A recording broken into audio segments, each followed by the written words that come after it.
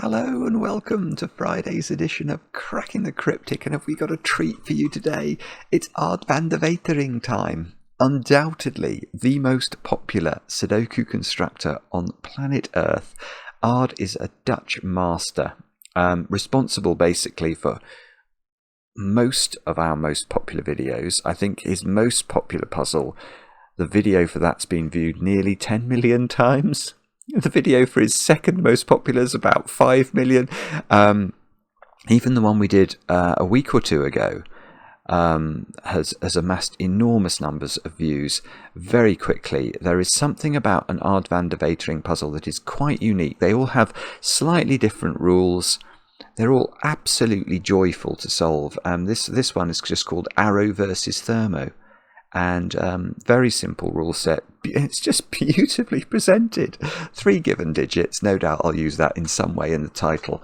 And I'm looking forward to having a go at this. Do have a go. You may find yourself completely addicted in the most wonderful way to something that will only do you good if you've never tried one of these variant Sudokus before. Anyway, I'll get to the rules in a moment or two's time. Couple of things to mention before we kick off. There was a crossword video earlier on. I did battle with Jason Crampton's puzzle today in the Times, of course. Jason is the current Times crossword editor, and the puzzle reflected that status. It was absolutely beautiful, full of just incredible clues. The last down clue was 4 letters. The buck stops here. That was the clue. I won't tell you the answer, but if you want to know, you can watch the video earlier. But just very, very clever and amusing. What else? Oh, now, yes, yesterday on the channel, a new competition started on Patreon. This is Blobz Oil and Water Sudoku Hunt, and I've deliberately refrained from refreshing, or it's not quite in the right place, from refreshing. This is the sort of the league table of solves. So I'm going to do this now, and let's see.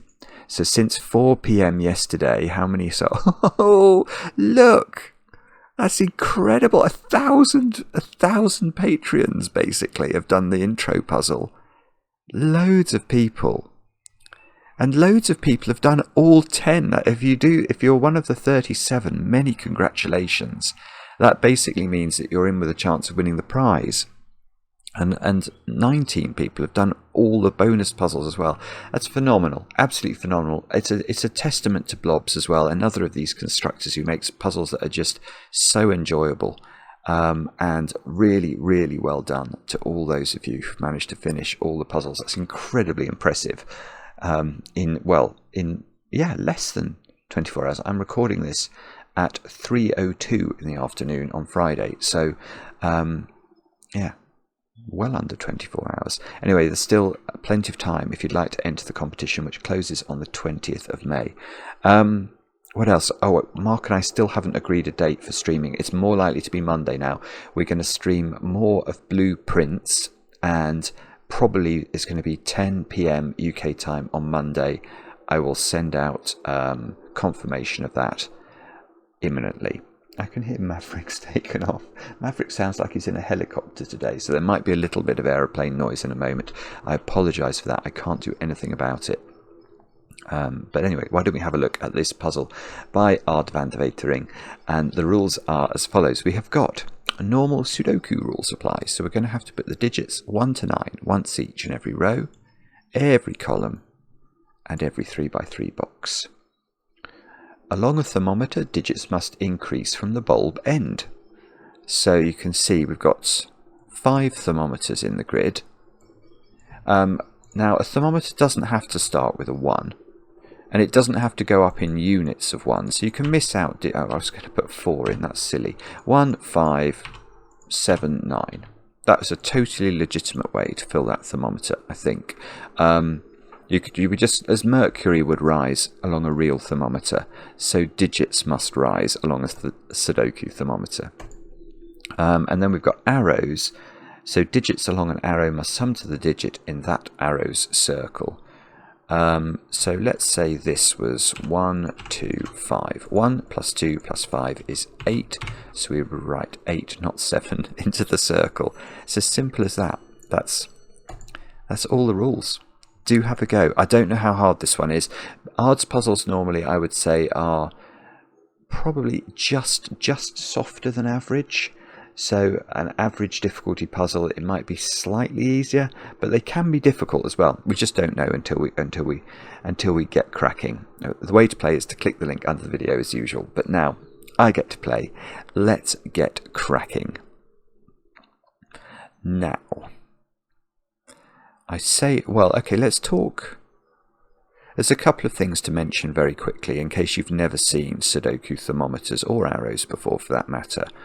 The first thing to note is that a Sudoku thermometer, the digit 1, if you want to put a 1 on a thermometer, you have to put it in the bulb. Because imagine you didn't. This digit now has to be lower than 1, and there are no such Sudoku digits that qualify, so that's no good.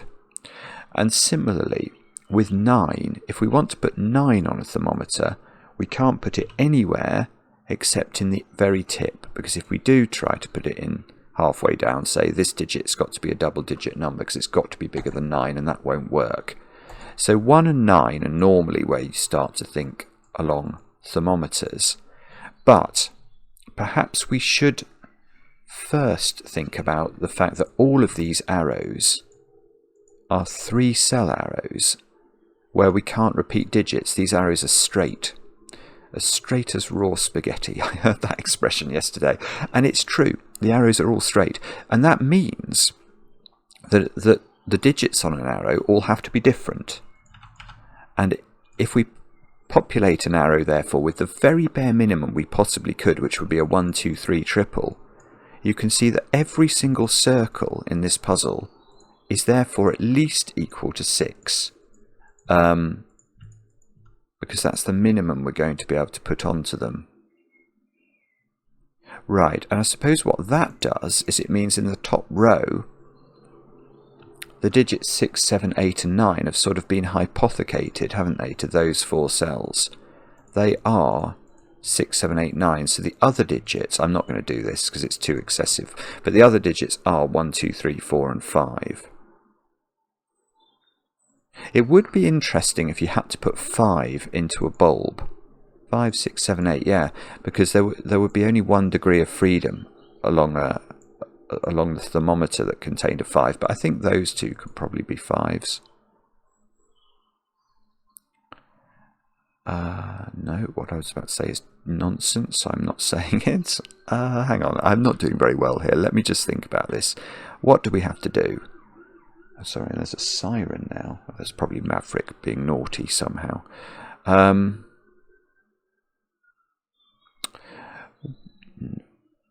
Where's 9 in box 2 is a question we could ask, I think. This is the busiest box, isn't it? Where's the 9 in that? It can't be on the thermometer at all, because the only place we could put the 9 would be here. And it can't ever be on an arrow, because if we put 9 on an arrow, the digit in the circle of that arrow would be greater than 9. So 9 is in one of those 2 cells, which means 9 is not in these 2 cells. Ooh. Okay.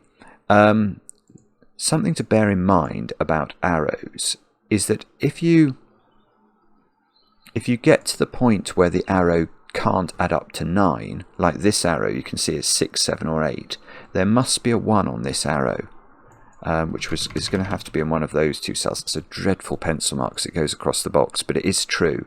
And that's because, imagine there was no 1 on this arrow. Its minimum sum would be 2 plus 3 plus 4, which is 9. So given that this can't add up to 9 anymore, it must have a 1 on it.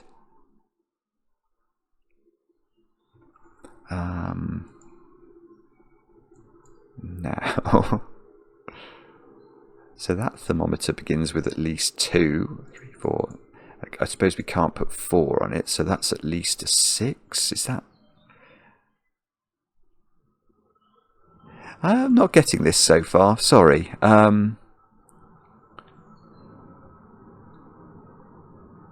Let me mull this over. What is it? I think it's going to be... Actually, I'm really not sure. It's going to be something. We just have to spot what it is. I'm doing a dreadful job of this at the moment. Is it ones or is it nines? I think it'll be one of those digits.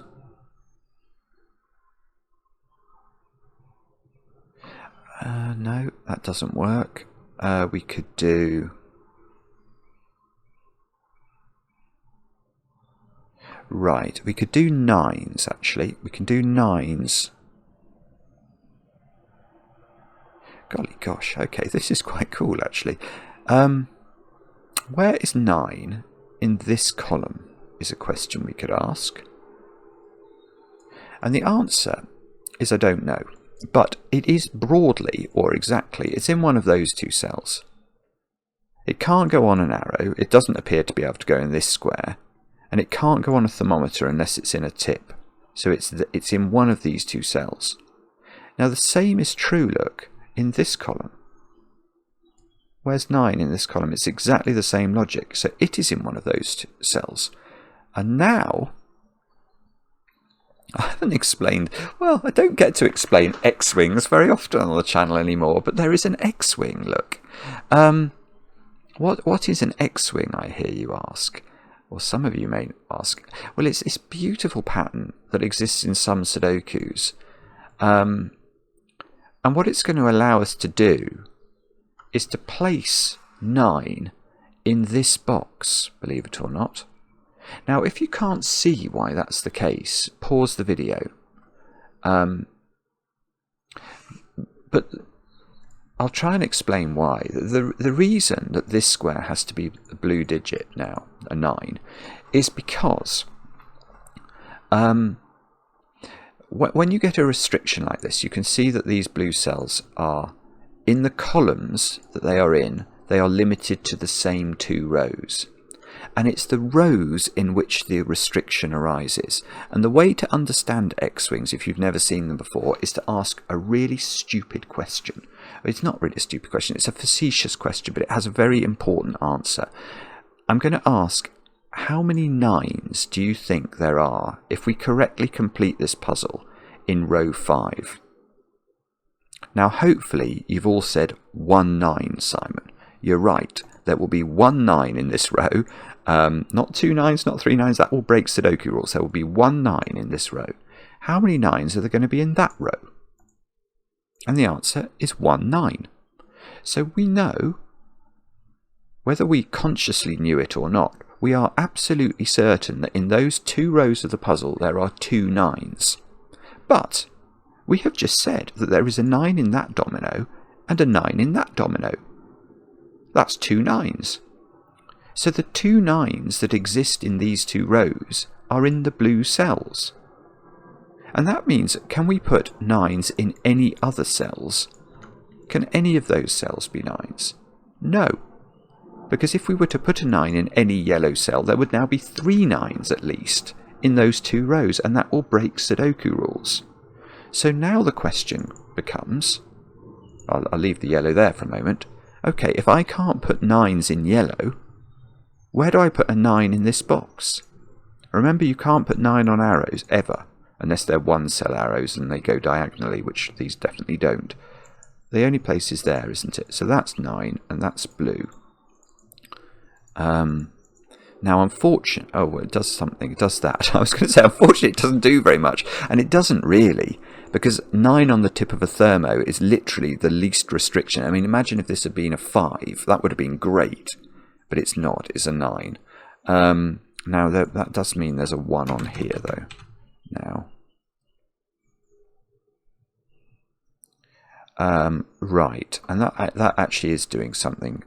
Our fair-weathered friend Sudoku is helping us there. Where is 1 now in box 2? And the answer is there. That's great. That's going to get me a 1 here using my bad pencil marking.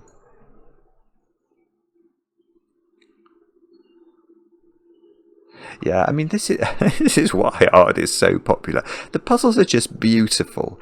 I'm not going to say that they're not monstrously difficult. They don't need to be. They're just extremely cool to solve. Because now look at this arrow. if we were trying to put a 1 on that arrow, where would we put it? And the answer is nowhere. That can't be a 1, and that can't be a 1. So this arrow cannot have 1 on it. And that means it's 2, 3, 4, adding up to 9. It cannot be anything else. So let's tidy up our pencil marks. This has to be 2, 3, 4. 9 is now in one of those 3 cells in column 6. And okay, and we're probably going to get stuck again, are we? Come on, Simon, this must be. It's not actually necessary for there to be a 2 on this arrow. It could just about be 1, 3, 4, couldn't it? I mean, actually, it was not going to be 1, 3, 4 because of uniqueness. That's interesting. I won't use that. But you can see if this was a 3, 4 pair, there would be no internal logic in this puzzle that could distinguish whether these 3s and 4s went this way round, and the 4's here, or this way round. So the puzzle would have 2 solutions, which it won't have. So if you were speed solving, you could use that trick. You could use the fact you know there's a unique solution to know this is not to know this is not a 3, 4 pair. It wouldn't actually tell you this was not 8 because it could be a 2, 5 pair.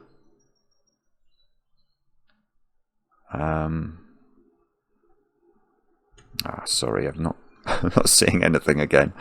What could we do now? So we did quite well with 9s, didn't we? Can we do better with 9s?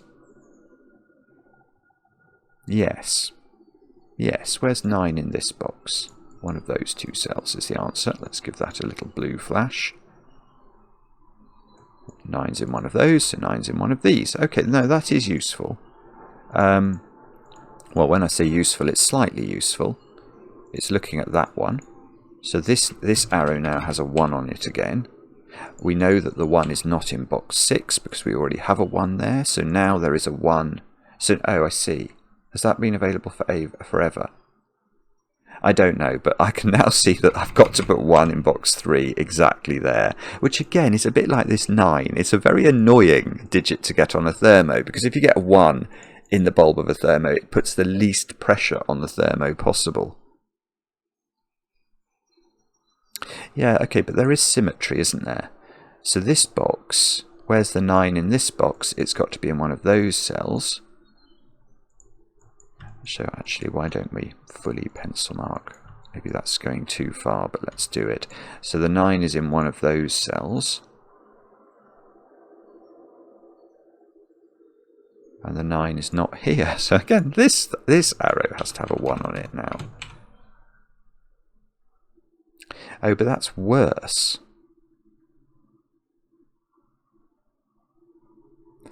Well, or is it?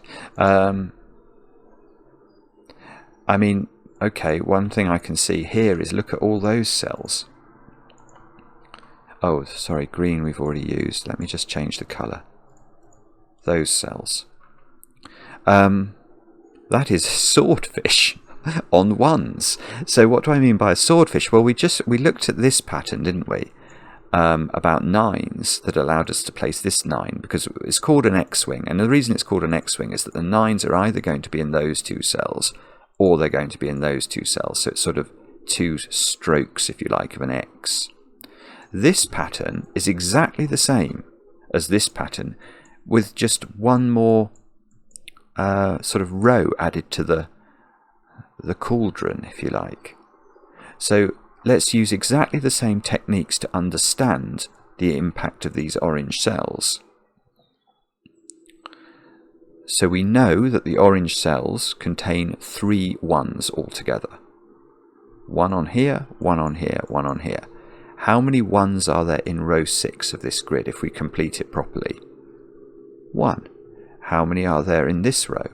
1. How many are there in this row? 1. So that means that the 3 1s in these 3 rows and there are 3 ones in those 3 rows, are in these exact cells in some order. We don't know the order, but we do therefore know that there could not be, or there cannot be, any 1s in any of those cells.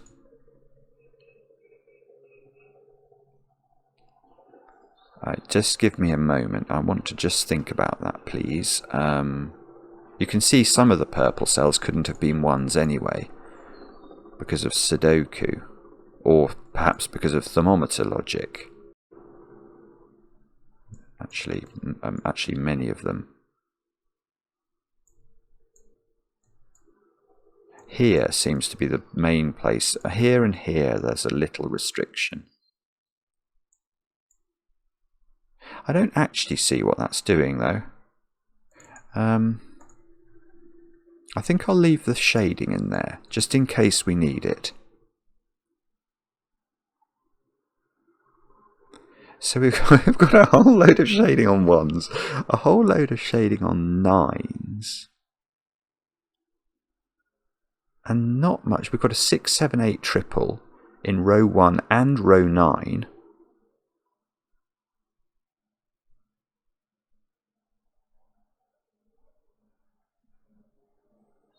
Ah, right, that's interesting. Okay, where are those 2 digits in this box? Okay, these 2 digits, we don't know what they are. They're 6, 7s or 8s.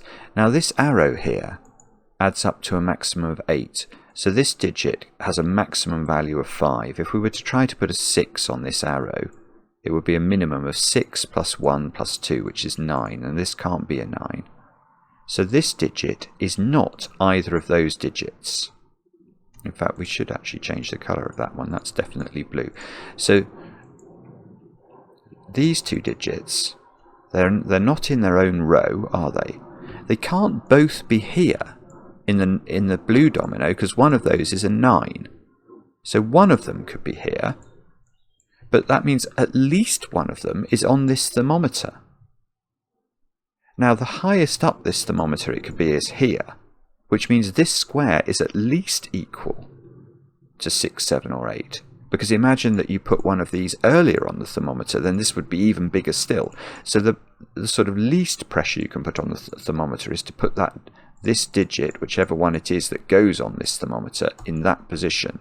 So that is at least 6, 7 or 8. In fact, it's not 8, is it? Because that would make this square. If this was 8, this would be 9.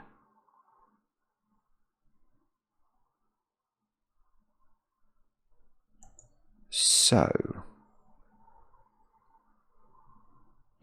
Oh, okay. Hang on. I've missed something here, haven't I? Here is another point that's maybe simpler. Look at this digit. Sorry, I'm now starting to think about these arrows as not having 5s on, not having 6, 7s or 8s on them. Look at that one. Where does it go in this box? This box here. It's not in its own column. It's not there. It can't be here because it's a 6, 7 or 8. So those 2 digits are the same. So perhaps what we're meant to do actually is to distinguish between the 6, 7s and 8s. Let's do that.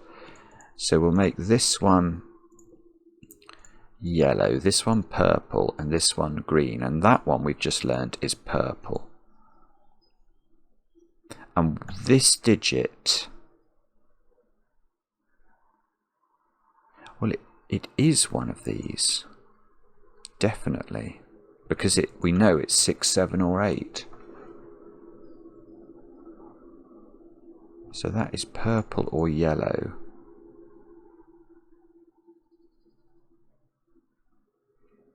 Oh yes, okay, but okay, it works the same way. Look at this box then, and where do those 2 digits go in this box?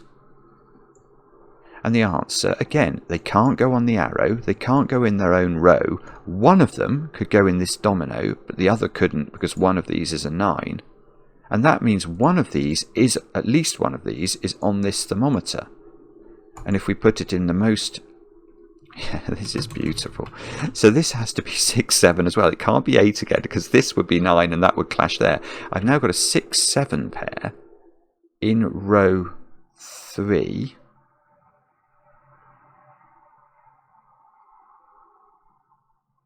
and that means what then?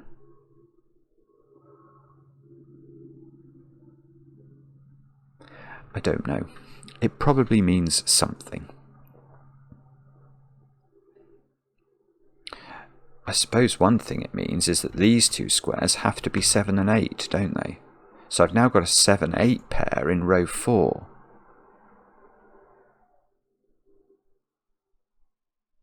It's magical. It's just magical. What the... Oh, bobbins. Bobbins. I haven't spotted... Right, hang on. Where are green and yellow in this box is a good question. Because they're 6, 7 or 8, they can't go here. So they have to go there. I don't know the order, but they do. So these are from 6, 7 and 8. We can't put the 8 early. We can't put the 6 late. And this, right, and this can't be 7. Because it would see the 6, 7 pair in the row. Good grief. So this is 8. This is not 8. I've now got a 6, 7 pair in box 2. And this this arrow now needs to have a 2 on it. Because it's either 1, 2, 3 adding up to 6 or 1, 2, 4. Oh, it's got it's got a 2 on it. So I can put the 2 in because of this given 2. And this square has to be 3 or 4, and that's a pair. This is just it's absolutely mesmerising. Now, purple is that one, remember? We worked that out earlier. So this has to have a 2 on it now, which we could have seen from Sudoku, look. So this is either 1, 2, 3 or 1, 2, 4. And that's definitely not a 2. And hang on, if that's a 6... Oh, yeah, so look at this. Where's 5 in box 2? It's there. And now in row 1, we haven't put 2, 3 and 4 in. So let's do that. 2, 3, 4, 2, 3, 4, 2, 3, 4.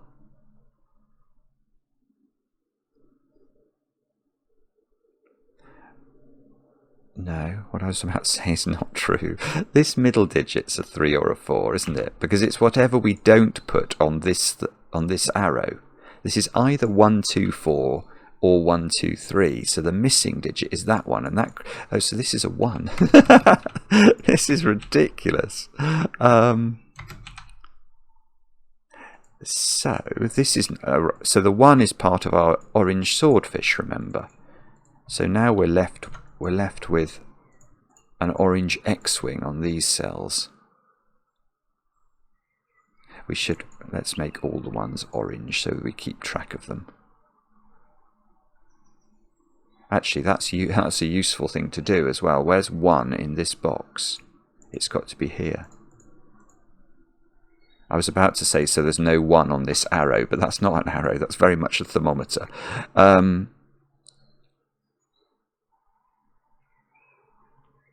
Okay, so our next port of call is going to be to say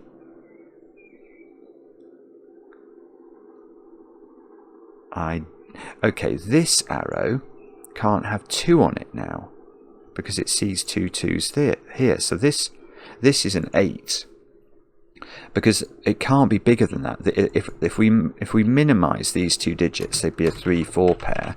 And this arrow adds up to 8, which is what it must therefore do, because it can't be a 9. And that means this is a 6 or a 7. At first blush, that doesn't seem to be doing very much. I suppose it gives me a 3 4 pair here. Yes, okay, so what do we need in this row to finish it? 5s and 6s.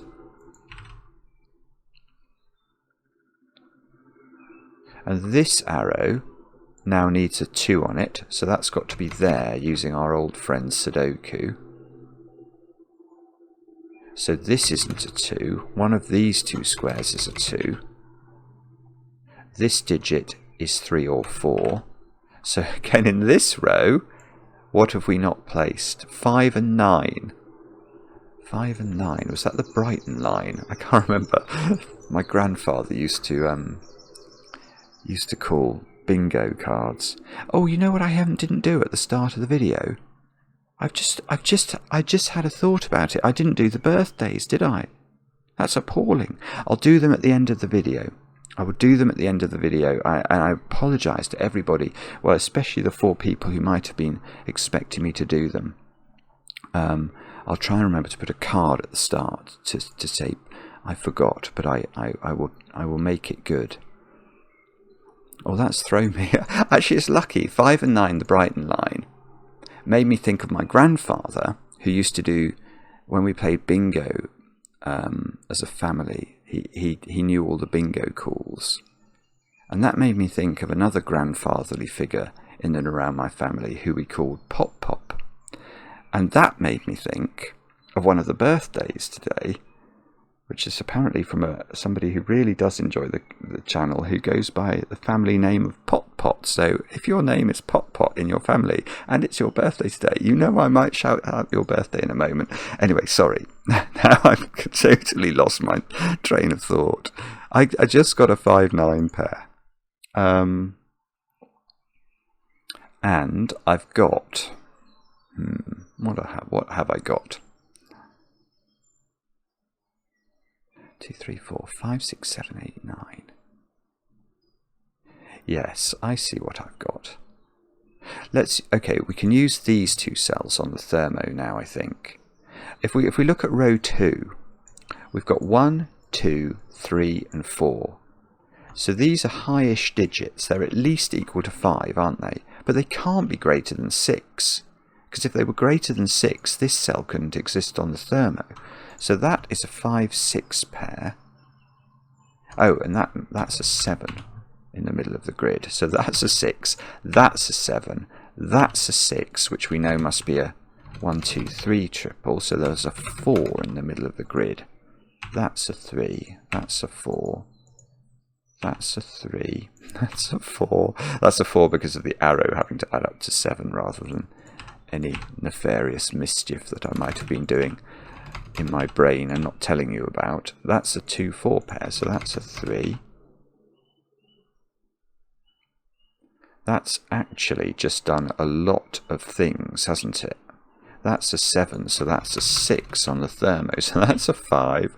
That's a 6, so that's a 7. That's an 8. That's a 7. That 5 means that's a 9, so that's a 5, that's a 6, that's a 5. I've not put 8 into that box. Oh, I thought I made a mistake. Oh, we unwind the X-wings. That's how we do that. So we've fixed quite a lot of things. This square is no longer a 6. This square is no longer an 8, so we know this has to have... Oh, in fact, look. This can't be 1, 2, 3 adding up to 6 because we've got a 3 here, so it must be 1, 2, 4. And I know where the 4 goes because of the given 4. So this is a 1, 2 pair. That's a 7. We've not put 6 into this. So we can put 6 into the middle box using this 6 here. Let's double click all the 6s and make them all purple. That should be yellow and is. That's going to be green. So all the 8s, such as we have them, are green. All the 7s are yellow. And we're making a very pretty pattern. And can we keep it going is the question. This is an 8 by dint of this being a 7, so that becomes green. Yes, and it's not 1, 2, 5, look, because we have a 5 in the column. So it's 1, 3, 4. That's the 3, because it sees 1 and 4. So this is 1 and 4, and it sees the given digit. So that's 4, that's 1, that's 1, that's 2. That's 2, that's 3. These 2 squares are therefore not orange. So have we got all the 1s in the grid? No, we don't. That's got to be a 1. 1, 2, 3. So now we've got 9 1s. Have we got all the 2s? Oh, I can't really... No, we definitely don't, actually. 2 is in one of those 2 cells, I think.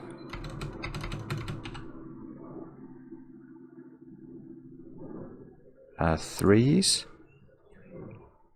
Oh, we could get a 3 in the corner here, perhaps. Or there, indeed. It must be these last thermometers, I think, that's going to help us out here. 4 is in that cell by Sudoku, so that's a 2. That's a 7 now. We might have to... Oh, that's a 7 now. Okay, so what do we need here? 5 and 8. Oh, that doesn't seem to be resolved. What do we need in this box? 2, 5, 9.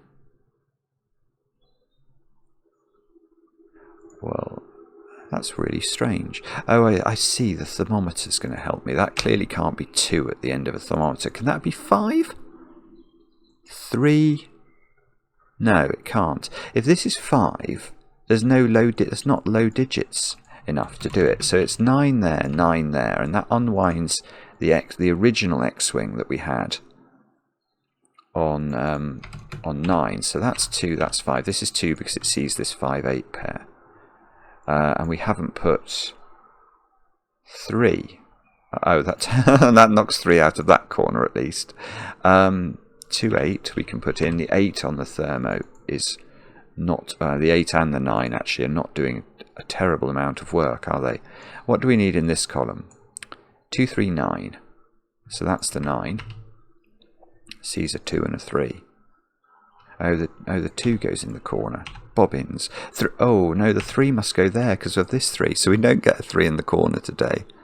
But we should be able to do this because it's a Thermo and we know exactly it's the digits 5, 6 and 7. And in the bottom row we need 4 and 9. Oh, the 4 is useful. That 4 has really pulled its weight. It's done a lot of things for us, hasn't it? And these squares... Oh, actually, I can get that one. That's an 8. So these have got to be 5 and 6, and they're on a Thermo.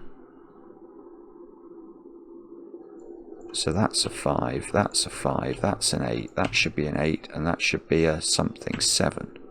Double-click the 7s, make them all yellow. Double-click the 8s, make them all green. Double-click the 6s, make them all purple. Make sure all of the blue squares are just 9s. Have we got all... That's probably about right, isn't it? I mean, that's just such a clever puzzle, it's correct. Solve counter 1. I was the first one. Absolutely brilliant from Ard. Absolutely brilliant.